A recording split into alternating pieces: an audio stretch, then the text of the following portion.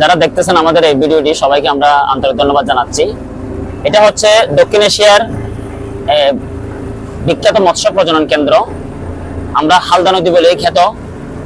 এই হালদা নদী এটা হচ্ছে ডিম ধরার জন্য সর্ববৃহৎ একটি নদী। এই নদী থেকে প্রতি বছর কিন্তু যারা ডিম সংগ্রহকারীরা আছে দুই পারে, আমাদের বিশ্বের মধ্যে আর কোনো নদী নেই যেখান থেকে সরাসরি ডিম কালেক্ট করা হয়। এটা একমাত্র নদী হালদা, যেখানে সরাসরি নদীতে ডিমটা ফার্টিলাইজ হয়ে যায় এবং সেখান থেকে ডিমটা কালেক্ট করার পর ডিমটা কি করা হয়, সংগ্রহ করে রেণু উৎপাদন, রেণু থেকে দানি, তারপর হচ্ছে আঙ্গুলি, এভাবে কিন্তু ডিমটা সার্ভাইভ করে করা হয়। আমরা আইডিএফ হালদা গবেষণা প্রশিক্ষণ কেন্দ্র, আইডিএফ হালদা হ্যাচারি, আইডিএফ সংশ্লিষ্ট বিষয়ক প্রকল্প, এগুলো মূলত 2016 সাল থেকেই অদ্যাবধি কাজ করে যাচ্ছে। এই সাথে সাথে 2016 সাল থেকে কাজ করার কারণে এখানে যারা হালদাপাড়ের বাসিন্দারা ছিল তাদের জীবনমান উন্নয়নের জন্য আমরা বিভিন্ন কার্যক্রম হাতে নিয়েছি। এক নম্বর হচ্ছে আমরা এখানে যেহেতু ডিমের বিষয়টা সবচেয়ে বেশি গুরুত্বপূর্ণ, ডিম ধরার বিষয়টা, আমরা দুই পারেই কিন্তু অনেকগুলো মিনি হ্যাচারি করে দিয়েছে যেন তারা ডিম ধরে নিজেদের আয়ের উৎস তারা নিজেরা বের করতে পারে।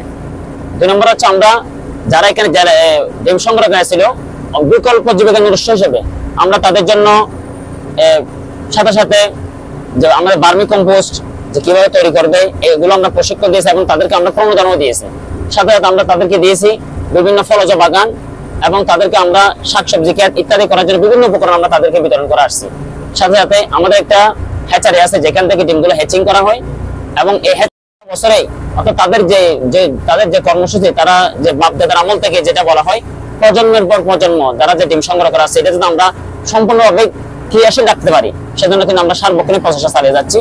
সাথে সাথে আমরা হালদা নদীকে রক্ষা করার জন্য, মা মাছকে রক্ষা করার জন্য আমরা সবসময় কিন্তু এখানে অভিযান, আমাদের এটা হচ্ছে পাওয়ার বোর্ড, আমাদের 3টা বোর্ড আছে, একটা হচ্ছে ইঞ্জিন বোর্ড, আরেকটা হচ্ছে সোলার বোর্ড, আর একটা হচ্ছে স্পিড বোর্ড।